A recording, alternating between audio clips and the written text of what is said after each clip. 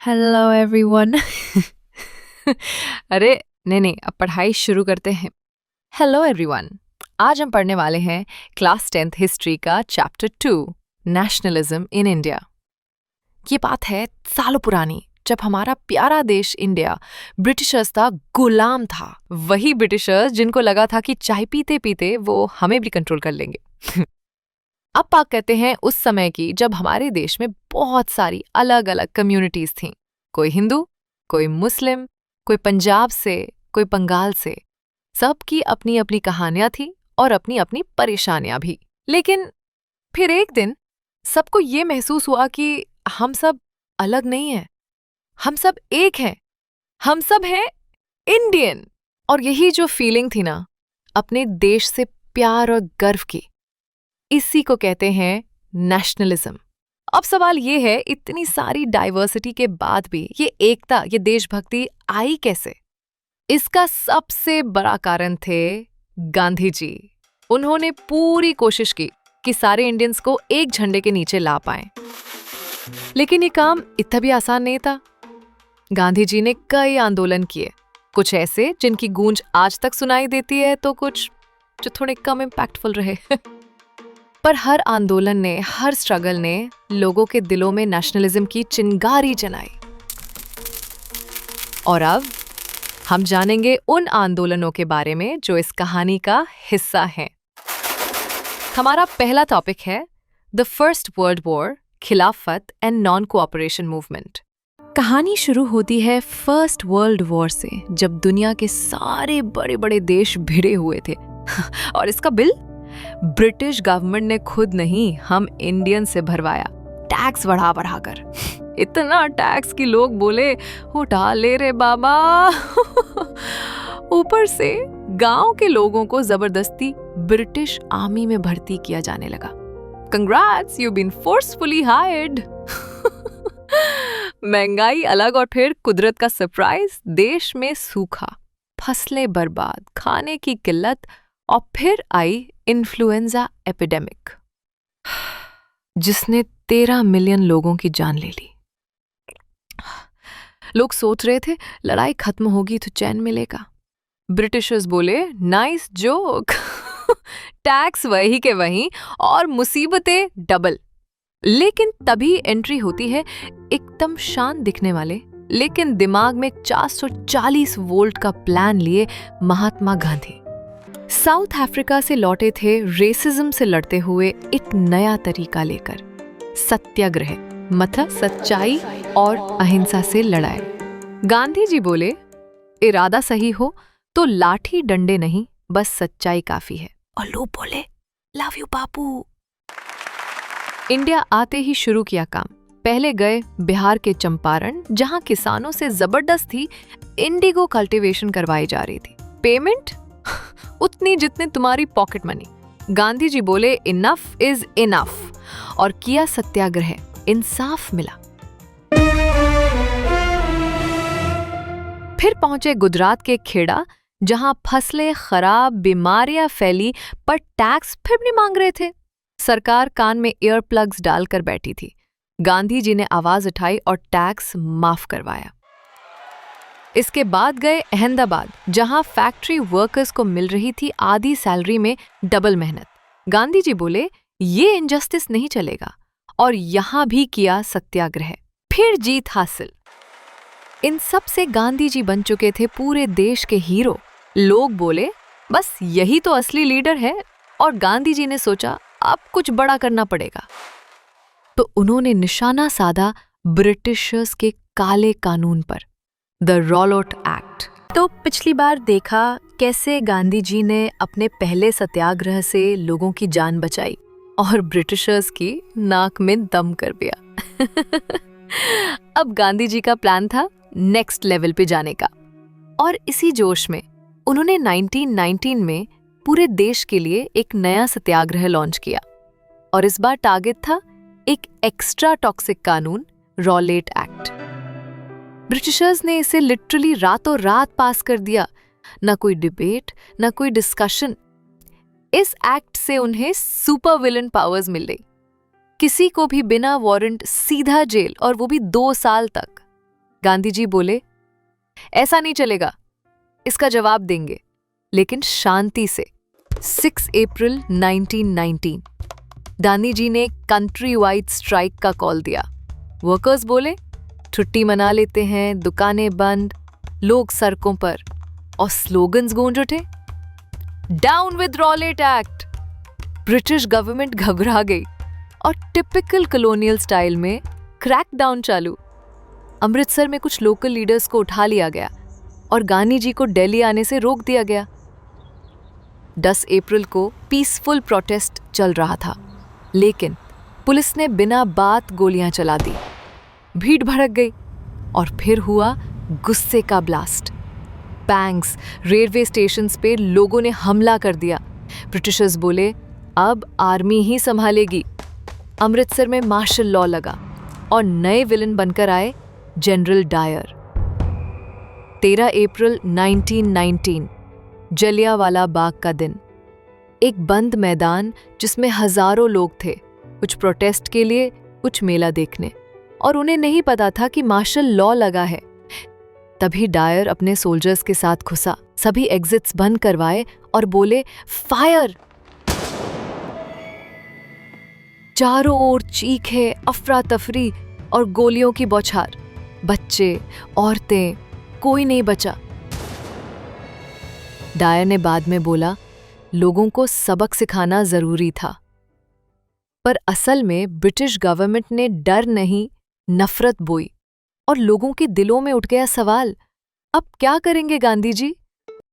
जलियांवाला बाग की खबर जंगल में आग की तरह फैली। नॉर्थ इंडिया के कई शहरों में लोगों का गुस्सा लिटरली उबल पड़ा। स्ट्रीट्स पर हजारों लोग उतर आए, कहीं स्ट्राइक, कहीं पुलिस से भिड़ंत, तो कहीं गवर्नमेंट बिल्डिंग्स पर हमला। ब्रिटिश गवर्नमेंट ने क्या किया? Peace talks? नहीं, उन्होंने लोगों को लिटरली जमीन पर घसीटा। नाक रगड़ो कहा गया, सड़क पर रेंगो हुक्म दिया गया। लोगों को कोड़े मारे गए, कुछ गांव पर तो बॉम्ब तक गिराए गए। गांधी जी ने देखा कि हिंसा बेकाबू हो गई है, तो बोले, रुको, और पूरे आंदोलन को वहीं रोक दिया। रॉलेट सत्याग्रह बहुत बड़ा स्टेप था, लेकिन मोस्टली शहरों तक ही सीमित रहा। गांधी जी ने सोचा, अगर सच में नेशन वाइड मूवमेंट चाहिए तो सबको साथ लाना होगा, हिंदूज और मुस्लिम्स दोनों को। और तभी एक नया इश्यू उभर कर आया, खिलाफत मूवमेंट। फर्स्ट वर्ल्ड वॉर में टर्की हार गया था और अफवाहें थीं कि वहां के सबसे बड़े इस्लामिक लीडर खलीफा को एक जबरदस्ती की गई ट्रीटी से पावरलेस बना दिया जाएगा। और चूंकि सारी दुनिया के मुस्लिम्स उन्हें अपना रिलीजियस हेड मानते थे, सब भड़क उठे। गांधी जी बोले, यही तो मौका है मुस्लिम ब्रदर्स को भी साथ लाने का। और 1919 में बॉम्बे में बनी खिलाफत कमेटी, जिसकी कमान संभाली मोहम्मद अली और शौकत अली, दो फायरी यंग मुस्लिम लीडर्स ने। अब गांधी जी ने सोचा, जब मुस्लिम साथ आ चुके हैं तो क्यों ना एक ऑल इंडिया लेवल पर बड़ा धक्का दिया जाए। और फिर 1920 में कलकत्ता कांग्रेस सेशन में उन्होंने सबको समझाया, अब वक्त आ गया है नॉन कोऑपरेशन मूवमेंट का, खिलाफत के लिए और स्वराज के लिए। लेकिन सवाल उठता है, ये नॉन कोऑपरेशन मूवमेंट है क्या, और ये पहले वाले सत्याग्रह से कितना अलग है? जानना है ना? तो तैयार रहो, व्हाई नॉन कोऑपरेशन। तो पिछले टॉपिक में हमने देखा कि जलियांवाला बाग के बाद गांधी जी ने अपना रॉलेट सत्याग्रह वापस ले लिया।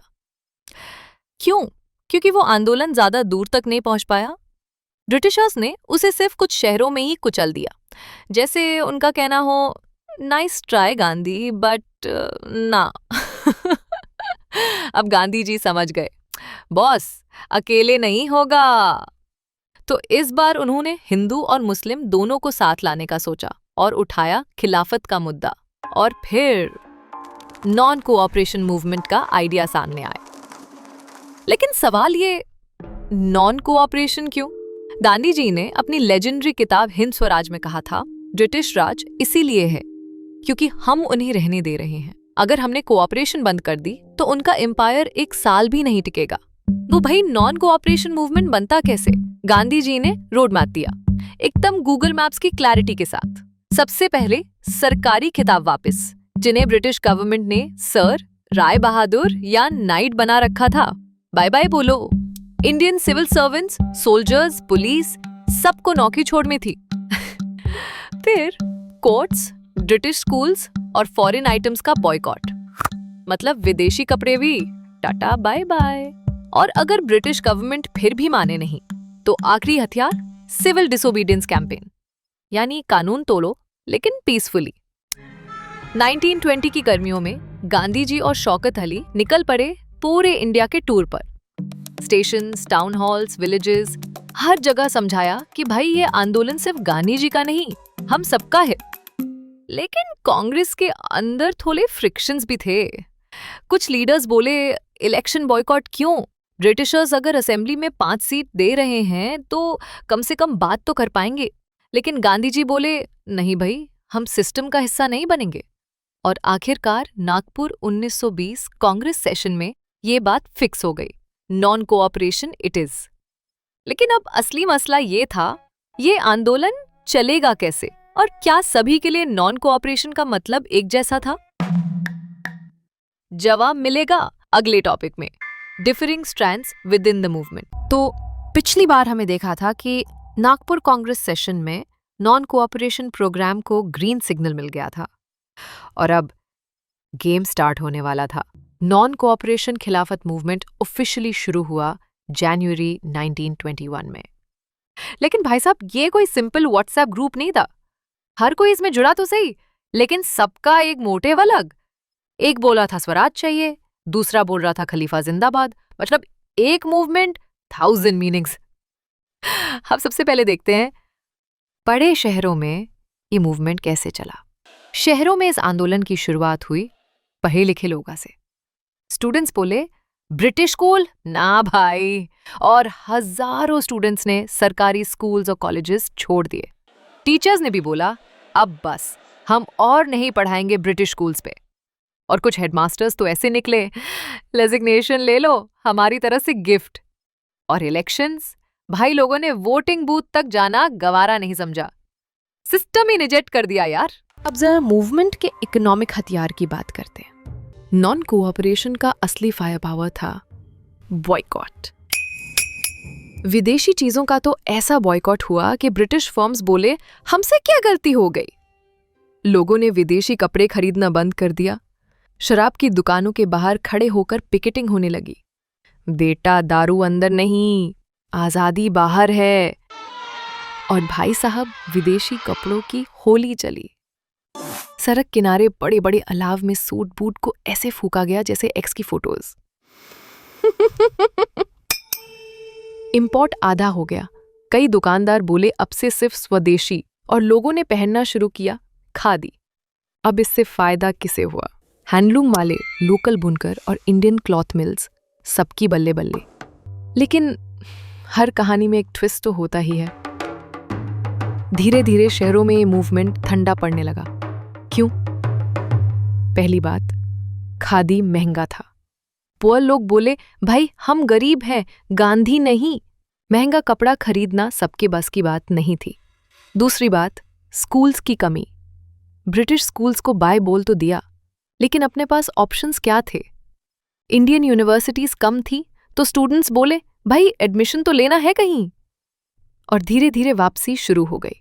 लॉयर, टीचर, स्टूडेंट्स सबने ब्रिटिश सिस्टम में वापसी कर ली। तो मूवमेंट थोड़ा लुढ़क गया।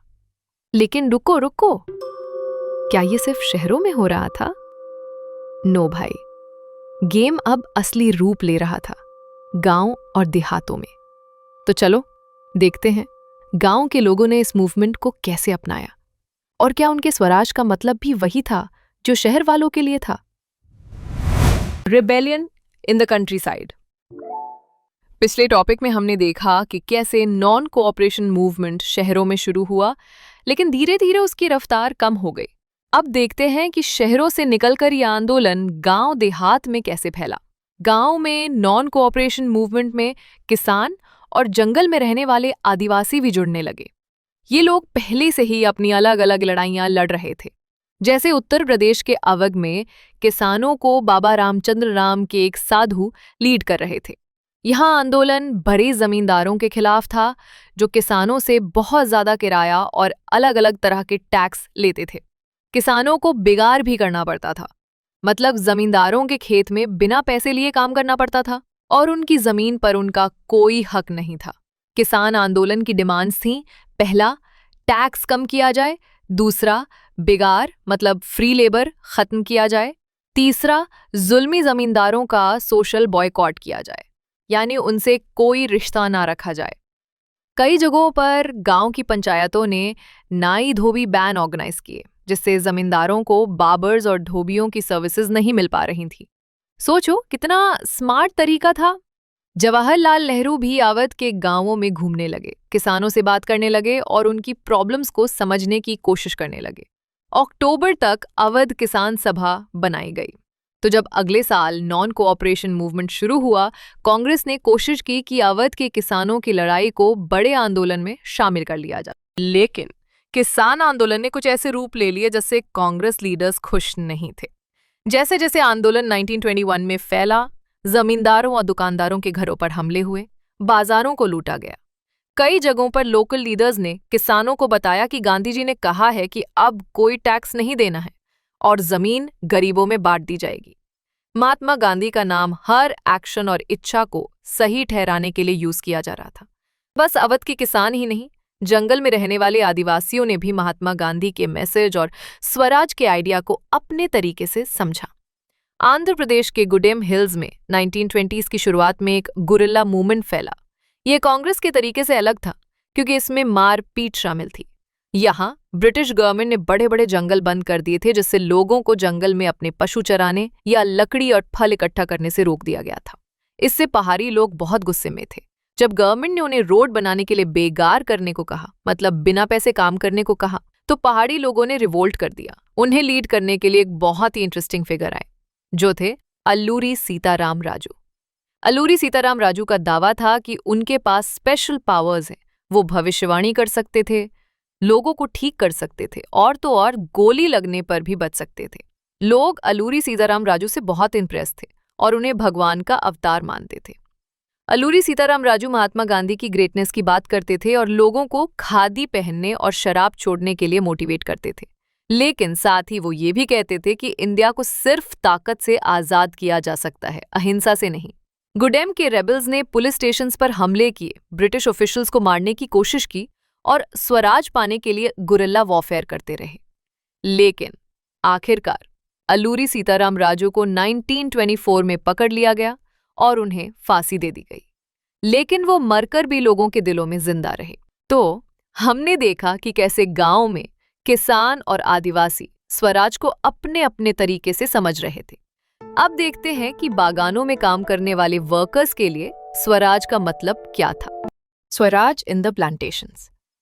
पिछले टॉपिक में हमने देखा कि कैसे गांव में किसान और आदिवासी अपने तरीके से स्वराज को समझ रहे थे और लड़ रहे थे। अब बात करते हैं चाय के बागानों में काम करने वाले वर्कर्स की। उनके लिए महात्मा गांधी और स्वराज का मतलब कुछ और ही था। असम में जो प्लांटेशन वर्कर्स थे, उनके लिए स्वराज या आज़ादी का मतलब था कि वो उस बंद जगह से जहां उन्हें रखा गया था आराम से अंदर बाहर आ जा सके और उन्हें अपने गांव से जुड़े रहने का हक मिले जहां से वो आए थे। ब्रिटिशर्स ने एक कानून बनाया था जिसके अंडर प्लांटेशन वर्कर्स को बिना परमिशन के टी गार्डन्स छोड़ने की इजाजत नहीं थी। जब उन्होंने नॉन कोऑपरेशन मूवमेंट के बारे में सुना तो हजारों वर्कर्स ने ब्रिटिश ऑफिसर्स की बात नहीं मानी, प्लांटेशंस छोड़ दिए और अपने घरों की तरफ चल दिए। उन्हें लगा कि गांधी राज आ रहा है और सबको अपने गांव में जमीन मिलेगी, लेकिन वो कभी अपनी मंजिल तक नहीं पहुंच पाए। ट्रेन और स्टीमर स्ट्राइक की वजह से बंद थे। वो रास्ते में ही फंस गए और पुलिस ने उन्हें पकड़कर बहुत बुरी तरह से पीटा। इससे भी एक बहुत बड़ी और दुख भरी घटना हुई। 1765 में गोरखपुर के चौरी चौरा में कुछ लोग बाजार में एक शांतिपूर्ण जुलूस निकाल रहे थे, लेकिन पुलिस उनके ऊपर लाठीचार्ज करने लगती है, जिससे नाराज होकर लोग पुलिस स्टेशन में हमला कर देते हैं, जिसमें कई पुलिस ऑफिसर्स भी मारे जाते हैं। इस घटना के बारे में सुनकर महात्मा गांधी ने नॉन कोऑपरेशन मूवमेंट को रोक दिया। उन्हें लगा कि आंदोलन में बहुत मारपीट हो रही है और लोगों को अभी और ट्रेनिंग की जरूरत है, तो नॉन कोऑपरेशन मूवमेंट यहाँ पर खत्म हो गया। लेकिन क्या आजादी की लड़ाई भी खत्म हो गई? नहीं। इसके बाद हुआ एक और भी ज्यादा पावरफुल मूवमेंट, जिसे जानते हैं हम हमारे अगले टॉपिक में, जो है टूवर्ड्स सिविल डिसोबीडियंस।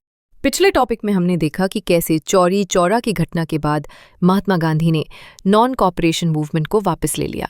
उन्हें लगा कि आंदोलन में बहुत मारपीट हो रही है और लोगों को अभी और ट्रेनिंग की जरूरत है। कांग्रेस के अंदर कुछ लीडर्स अब बड़े बड़े आंदोलन से थक चुके थे। वो ब्रिटिश लॉज के तहत बनाई गई काउंसिल्स के इलेक्शंस में पार्टिसिपेट करना चाहते थे। उन्हें लगा कि काउंसिल्स के अंदर रहकर ब्रिटिश पॉलिसीज का विरोध करना जरूरी है।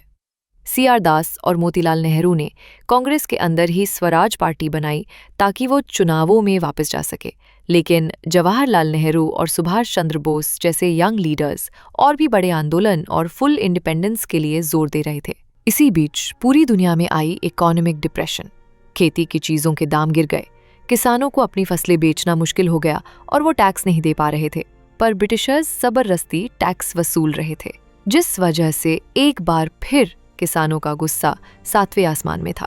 इसके अलावा ब्रिटेन की नई गवर्नमेंट ने सर जॉन साइमन के अंडर एक टीम बनाई, साइमन कमीशन। ये कमीशन इंडिया के कानून को देखने और बदलाव बताने आई थी। प्रॉब्लम ये थी कि इस टीम में एक भी इंडियन मेंबर नहीं था, सब ब्रिटिश थे। तो जब साइमन कमीशन 1928 में इंडिया आई तो उसका स्वागत गो बैक साइमन के नारों से हुआ। कांग्रेस और मुस्लिम लीग समेत सभी पार्टीज ने इसका विरोध किया।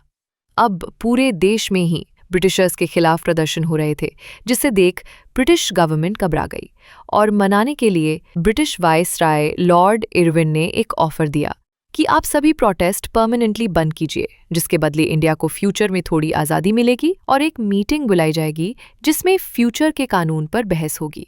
लेकिन इससे कांग्रेस के लीडर्स खुश नहीं हुए।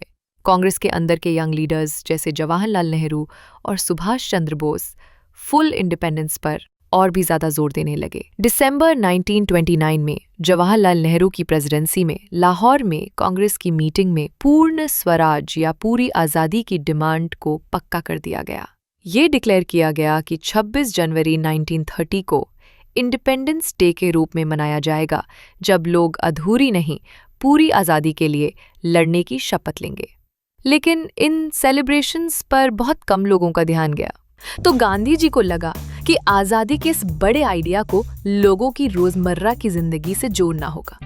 महात्मा गांधी को नमक में एक पावरफुल सिंबल मिला जो पूरे देश को एक कर सकता था। नमक एक ऐसी चीज थी जो अमीर और गरीब सभी यूज करते थे। ब्रिटिश गवर्नमेंट नमक पे बहुत ज्यादा टैक्स लेती थी और इंडियंस को नमक बनाने की इजाजत नहीं थी। गांधी जी ने कहा कि नमक पे टैक्स और उसके प्रोडक्शन पे गवर्नमेंट का कब्जा ब्रिटिश रूल का सबसे जुल्मी चेहरा दिखाता था। और 31 जनवरी 1930 को गांधी जी ने ब्रिटिश वाइसराय लॉर्ड इरविन को एक लेटर भेजा जिसमें अपनी डिमांड्स बताई। उन्होंने कहा कि अगर हमारी ये डिमांड्स 11 मार्च तक पूरी नहीं हुई तो कांग्रेस एक सिविल डिसोबीडियंस मूवमेंट शुरू करेगी। लॉर्ड इरविन ने बात मानने से मना कर दिया, तो महात्मा गांधी ने अपनी फेमस सॉल्ट मार्च शुरू की, जिसमें उनके साथ 78 उनके भरोसेमंद लोग थे। ये मार्च लगभग 380 किलोमीटर लंबी थी। गांधी जी के साबरमती आश्रम से गुजरात के दांडी तक लोग 24 डेज तक चले। हजारों लोग महात्मा गांधी को सुनने आए जहां भी वो रुकते थे, और उन्होंने लोगों को बताया कि स्वराज का मतलब क्या है और उन्हें शांति से ब्रिटिशर्स का विरोध करने के लिए कहा। 6 अप्रैल को वो दांडी पहुंचे और वहां समंदर के पानी को उबाल के नमक बनाया और कानून तोड़ा। इससे सिविल डिसोबीडियंस मूवमेंट की शुरुआत हुई। पूरे देश में हजारों लोगों ने नमक कानून तोड़ा, नमक बनाया। विदेशी कपड़ों का बॉयकॉट किया गया और शराब की दुकानों पर पिकेटिंग की गई। इसके अलावा किसानों ने ब्रिटिशर्स को टैक्स देने से मना कर दिया और जंगल में रहने वाले लोगों ने फॉरेस्ट लॉज तोड़े। इन सब से घबराकर ब्रिटिश गवर्नमेंट ने कांग्रेस लीडर्स को एक एक करके अरेस्ट करना शुरू कर दिया। इससे कई जगहों पे मारपीट हुई। जब अब्दुल गफ्फार खान, जो गांधी जी के बहुत बड़े शिष्य थे, उन्हें अप्रैल 1930 में अरेस्ट किया गया। तो पेशावर की सड़कों पे गुस्से में भीड़ ने डेमोन्स्ट्रेशंस के बहुत लोग मारे गए। 1 महीने बाद जब महात्मा गांधी को खुद अरेस्ट किया गया तो वर्कर्स ने पुलिस स्टेशंस और रेलवे स्टेशंस पर हमले किए। ये सब ब्रिटिश रूल के सिंबल्स थे। एक डरी हुई गवर्नमेंट ने बहुत बुरी तरह से लोगों को दबाया।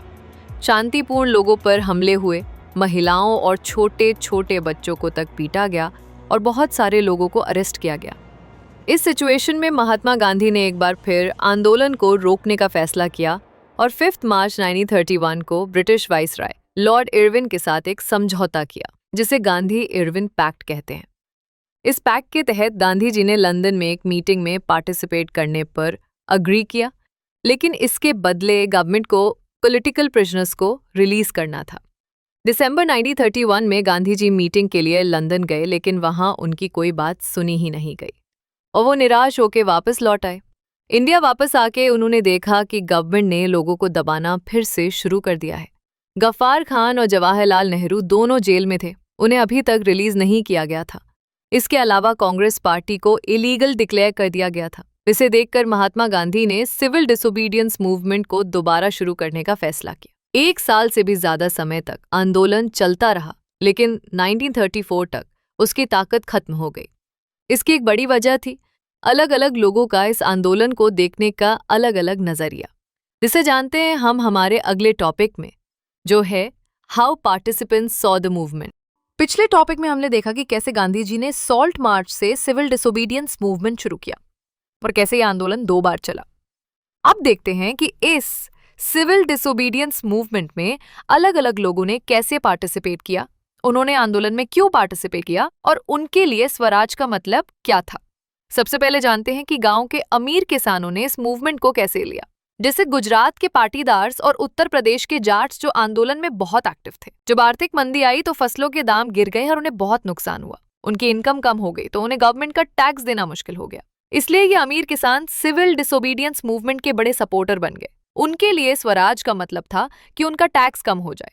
लेकिन वो बहुत निराश हुए जब गांधी जी ने 1931 में वाइसरॉय लॉर्ड इरविन के साथ समझौता किया और आंदोलन को बिना टैक्स कम किए ही रोक दिया गया। तो जब 1932 में आंदोलन दोबारा शुरू हुआ तो उनमें से कई लोगों ने पार्टिसिपेट करने से मना कर दिया।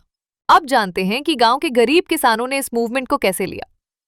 गांव के गरीब किसान सिर्फ टैक्स कम करने में इंटरेस्टेड नहीं थे। उनमें से कई छोटे किसान थे जो बड़े जमींदारों से जमीन किराए पर लेकर खेती करते थे। जैसे जैसे मंदी चलती रही और इनकम कम होती गई, छोटे किसानों को अपना किराया देना मुश्किल हो गया। वो चाहते थे कि जमींदारों को जो उनका बाकी किराया है वो माफ कर दिया जाए। लेकिन कांग्रेस बड़े जमींदारों को नाराज नहीं करना चाहती थी, क्योंकि उन्हीं से पार्टी फंड्स आते थे। इसलिए वो गरीब किसानों को सपोर्ट नहीं कर रही थी। तो गरीब किसानों और कांग्रेस के बीच का रिश्ता थोड़ा उलझा हुआ ही रहा, जिस वजह से उन्होंने भी दोबारा से सिविल डिसोबीडियंस मूवमेंट को सीरियसली नहीं लिया। अब जानते हैं व्यापारियों का इस मूवमेंट के बारे में क्या ख्याल था। व्यापारियों की 2 बड़ी प्रॉब्लम्स थी। पहला, ब्रिटिश पॉलिसीज उनके बिजनेस को रोक रही थी और उन्हें विदेशी चीजों के इंपोर्ट से नुकसान हो रहा था। क्योंकि ब्रिटिश मशीन मेड गुड्स काफी सस्ते होते थे, वो चाहते थे कि ये प्रॉब्लम्स खत्म हो और ब्रिटेन से इंपोर्ट पर बैन लगाया जाए। जब सिविल डिसोबीडियंस मूवमेंट शुरू हुआ तो उन्होंने उसे सपोर्ट किया। उन्होंने पैसे दिए और इंपोर्टेड गुड्स को खरीदने या बेचने से मना कर दिया। ज्यादातर व्यापारियों के लिए स्वराज का मतलब था कि बिजनेस पर कोई रोक नहीं रहेगी और व्यापार बहुत बढ़ेगा। लेकिन मीटिंग की फेलियर के बाद व्यापारी लोग अब उतने उत्साहित नहीं थे। उन्हें डर था कि मारपीट बढ़ सकती है और बिजनेस में लंबे समय तक रुकावट आ सकती है। अब जानते हैं वो लोग जो फैक्ट्रियों में काम किया करते थे, मतलब फैक्ट्री वर्कर्स, ने इस मूवमेंट को कैसे लिया। फैक्ट्री वर्कर्स ने सिविल डिसोबीडियंस मूवमेंट में ज्यादा पार्टिसिपेट नहीं किया, क्योंकि कांग्रेस वर्कर्स की डिमांड्स को अपने आंदोलन में शामिल करने से झिझक रही थी। उन्हें लगा कि इससे व्यापारी लोग नाराज हो जाएंगे और बिना पैसों के आज़ादी की लड़ाई कमजोर पड़ जाएगी। अब आखिर में देखते हैं कि महिलाओं ने इस मूवमेंट को कैसे लिया। सिविल डिसोबीडियंस मूवमेंट की एक और इम्पॉर्टेंट बात थी महिलाओं का बड़े पैमाने पर पार्टिसिपेशन। गांधी जी की सॉल्ट मार्च के दौरान हजारों महिलाएं अपने घरों से बाहर आईं उन्हें सुनने के लिए। उन्होंने प्रोटेस्ट मार्चेस में पार्टिसिपेट किया, नमक बनाया और विदेशी कपड़ों और शराब की दुकानों पर पिकेटिंग की। कई जेल भी गई। गांधी जी के कॉल से इंस्पायर होकर उन्होंने देश की सेवा को महिलाओं का एक पवित्र कर्तव्य माना। लेकिन इस बढ़ते पब्लिक रोल का मतलब ये नहीं था कि महिलाओं की पोजीशन में कोई बड़ा बदलाव आया, क्योंकि गांधी जी मानते थे कि महिलाओं का कर्तव्य घर और परिवार की देखभाल करना है, और लंबे समय तक कांग्रेस पार्टी महिलाओं को ऑर्गेनाइजेशंस के अंदर किसी भी बड़ी पोजीशन देने से झिझक रहेंगी। तो इस टॉपिक में हमने देखा कि कैसे अलग अलग ग्रुप्स ने अपने अपने तरीके से सिविल डिसोबीडियंस मूवमेंट में पार्टिसिपेट किया। लेकिन क्या सभी ग्रुप्स इस आंदोलन से खुश थे? इसे जानते हैं हम अपने अगले टॉपिक में, जो है the limits of civil disobedience. पिछले टॉपिक में हमने देखा कि सिविल डिसोबीडियंस मूवमेंट में अलग अलग ग्रुप्स ने कैसे पार्टिसिपेट किया और उनके अपने अपने रीजंस थे। लेकिन सभी लोग स्वराज के बड़े आइडिया से मोटिवेट नहीं हुए। कुछ ग्रुप्स ऐसे भी थे जिनके लिए ये आंदोलन उतना इफेक्टिव नहीं था। दलित एक ऐसा ही ग्रुप था, देश के अनटचेबल्स, जिन्होंने खुद को ओप्रेस्ड कहना शुरू कर दिया था। लंबे समय तक कांग्रेस ने दलितों को इग्नोर किया था क्योंकि उन्हें बड़े जाति के हिंदुओं को नाराज करने का डर था। लेकिन महात्मा गांधी ने कहा कि अगर अनटचेबिलिटी मतलब छुआछूत को खत्म नहीं किया गया तो स्वराज कभी नहीं आएगा। उन्होंने अनटचेबल्स को हरिजन या भगवान के बच्चे कहा और उन्हें मंदिरों में जाने, पब्लिक वेल्स, रोड्स और स्कूल्स तक पहुंचने के लिए आंदोलन ऑर्गेनाइज किए। लेकिन कई दलित लीडर्स जैसे डॉक्टर B.R. अम्बेडकर अपनी कम्युनिटी की प्रॉब्लम्स के लिए एक अलग पॉलिटिकल सोल्यूशन चाहते थे। उन्होंने खुद को ऑर्गेनाइज करना शुरू किया और सेपरेट इलेक्ट्रेट की डिमांड की। उन्हें लगता था कि पॉलिटिकल पावर से उनकी सोशल प्रॉब्लम्स सॉल्व हो जाएंगी। डॉक्टर अम्बेडकर ने दलितों को डिप्रेस्ड क्लासेस एसोसिएशन में ऑर्गेनाइज किया था। उनका महात्मा गांधी से टकराव हुआ एक मीटिंग में जब उन्होंने दलितों के लिए अलग से वोट देने की डिमांड की। मतलब अगर कोई दलित वोटर है तो वो सिर्फ दलित कैंडिडेट को वोट देगा और उस सीट पर सिर्फ दलित ही चुनाव लड़ सकते हैं। जिस तरह मुस्लिमों के लिए अलग सीट और वोटिंग का सिस्टम था। जब ब्रिटिश गवर्नमेंट ने अम्बेडकर की डिमांड मान ली तो गांधी जी ने फास्ट अनटू डेथ शुरू कर दिया, क्योंकि गांधी जी देश को अलग अलग टुकड़ों में टूटने नहीं देना चाहते थे। उन्हें लगता था कि दलितों के लिए अलग से वोट देने से सोसाइटी में लोगों के बीच की दूरी और बढ़ जाएगी। अम्बेडकर ने फाइनली गांधी जी की बात मान ली और इसका रिजल्ट था पूना पैक्ट। इस पैक्ट ने दलितों को काउंसिल्स में रिजर्व्ड सीट्स दी, लेकिन उन्हें जनरल वोट से चुना जाना था। लेकिन दलित मूवमेंट में कांग्रेस पार्टी अब भी थोड़ा डर के ही रही। दलितों की तरह ही इंडिया में कुछ मुस्लिम पॉलिटिकल ऑर्गेनाइजेशंस भी सिविल डिसोबीडियंस मूवमेंट के प्रति उतने उत्साहित नहीं थे। नॉन कोऑपरेशन खिलाफत मूवमेंट के खत्म होने के बाद मुस्लिम का एक बड़ा हिस्सा कांग्रेस से थोड़ा अलग थलग महसूस करने लगा। कांग्रेस और ज़्यादा ओपनली हिंदू रिलीजियस ग्रुप से जुड़ने लगी। जैसे जैसे हिंदू और मुस्लिम्स के बीच रिलेशंस खराब हुए, हर कम्युनिटी ने बड़े जुलूस निकाले, जिससे कई शहरों में हिंदू मुस्लिम के बीच झगड़े और दंगे हुए। हर दंगे ने दोनों कम्युनिटीज के बीच की दूरी को और बढ़ा दिया। कांग्रेस और मुस्लिम लीग ने मिलकर काम करने की कोशिश की और लगा कि ऐसी यूनिटी बन सकती है, लेकिन बड़े डिफरेंसेस फ्यूचर की असेंबलीज में रिप्रेजेंटेशन के सवाल पर थे। मोहम्मद अली जिन्ना, जो मुस्लिम लीग के लीडर्स में से एक थे, वो अलग से वोट देने की डिमांड छोड़ने को तैयार थे। अगर मुस्लिम्स को सेंट्रल असेंबली में रिजर्व सीट्स दी जाए और मुस्लिम डोमिनेटेड स्टेट्स में पॉपुलेशन के हिसाब से रिप्रेजेंटेशन की एश्योरेंस दी जाती। मतलब जिस भी स्टेट में जितने परसेंट मुस्लिम्स, वहां के पार्लियामेंट में उतने ही परसेंट मुस्लिम रिजर्व सीट्स। लेकिन कांग्रेस ने इन शर्तों को नहीं माना, जिस वजह से कांग्रेस और मुस्लिम लीग के बीच में दूरियां बढ़ती गई। जब सिविल डिसोबीडियंस मूवमेंट शुरू हुआ तो कम्युनिटीज के बीच शक और भरोसे की कमी का माहौल था।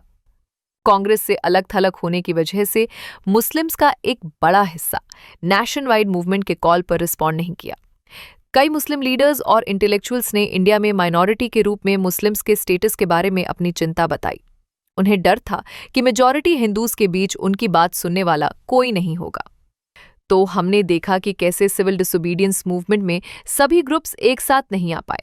अलग अलग ग्रुप्स के अपने अलग अलग रीजंस थे, लेकिन इस कायोस के बीच भी लोगों में एक कलेक्टिव बिलोंगिंग की फीलिंग आई।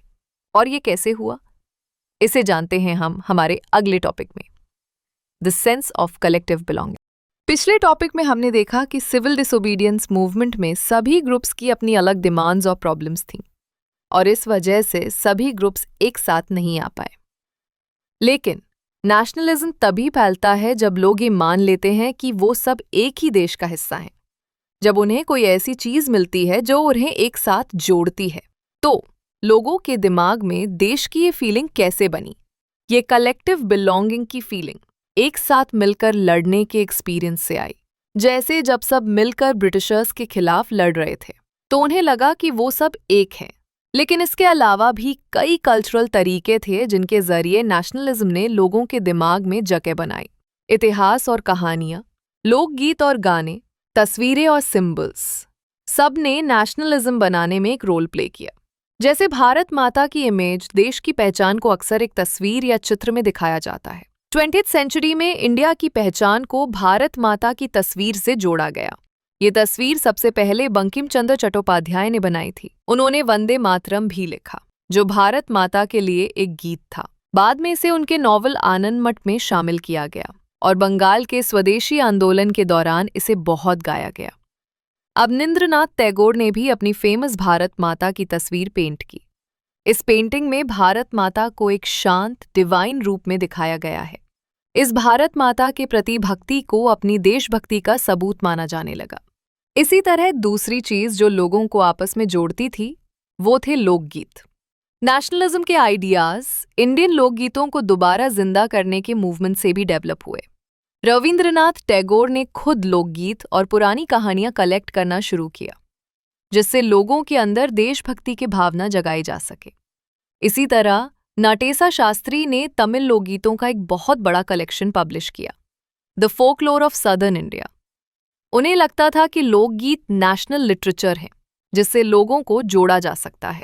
तीसरी और सबसे इंपॉर्टेंट चीज थे झंडे और सिंबल्स, जो लोगों को यूनाइट करते थे। जैसे जैसे नेशनल मूवमेंट डेवलप हुआ, नेशनलिस्ट लीडर्स ऐसे झंडे और सिंबल्स के बारे में और भी अवेयर हुए जो लोगों को एक कर सके और उनमें नेशनलिज्म की फीलिंग इंस्पायर कर सके। बंगाल में स्वदेशी आंदोलन के दौरान एक ट्राइकलर फ्लैग रेड, ग्रीन और येलो डिजाइन किया गया। इसमें 8 लोटस थे जो ब्रिटिश इंडिया के 8 स्टेट्स को रिप्रेजेंट करते थे। 1921 में गांधी जी ने स्वराज फ्लैग डिजाइन किया। ये भी एक ट्राइकलर रेड, ग्रीन एनोड्स था और बीच में एक स्पिनिंग व्हील भी था जो गांधी जी के सेल्फ हेल्प के आइडिया को रिप्रेजेंट करता था। जुलूस के दौरान झंडे को लेकर चलना, उसे ऊपर उठाना ब्रिटिशर्स का विरोध करने का सिंबल बन गया। यूनिटी बढ़ाने के लिए एक और इम्पॉर्टेंट चीज थी इतिहास को नई तरीके से देखना। कई इंडियंस को लगा कि देश में गर्व की फीलिंग पैदा करने के लिए इंडियन हिस्ट्री को नए नजरिए से देखना होगा। ब्रिटिशर्स इंडियंस को बैकवर्ड मानते थे। इसके जवाब में इंडियंस ने पास्ट में झांकना शुरू किया ताकि इंडिया की ग्रेट अचीवमेंट्स को डिस्कवर किया जा सके। उन्होंने पुराने समय में हुए बड़े बड़े डेवलपमेंट्स के बारे में लिखा। ये था वो शानदार समय जब इंडिया ब्रिटिशर्स का गुलाम नहीं था। रीडर्स को इंडिया की पास्ट की ग्रेट अचीवमेंट्स पर गर्व करने का मौका मिला और ब्रिटिश रूल के अंडर लाइफ की मुश्किल हालातों को बदलने के लिए लड़ने को इंस्पायर किया। लेकिन लोगों को एक करने के ये एफर्ट्स भी बिना प्रॉब्लम्स के नहीं थे। जब इंडियन पास्ट को सिर्फ हिंदू धर्म से जोड़ा जाने लगा, जब तस्वीरें हिंदू देवी देवताओं से ली गईं, तो बाकी कम्युनिटीज के लोगों को लगा कि उन्हें इस नैरेटिव से बाहर कर दिया गया है। तो ये थी हमारे देश की आज़ादी की लड़ाई की कहानी, जिसमें सबने मिलकर कोशिश की। भले ही उनकी अपनी अलग अलग कहानियां थीं, लेकिन सबका एक ही मकसद था, आज़ाद इंडिया। और इसी के साथ खत्म होता है हमारा ये प्यारा सा चैप्टर। मिलते हैं अगली वीडियो में नेक्स्ट चैप्टर के साथ, और तब तक के लिए दीजिए मुझे इजाज़त। नमस्कार।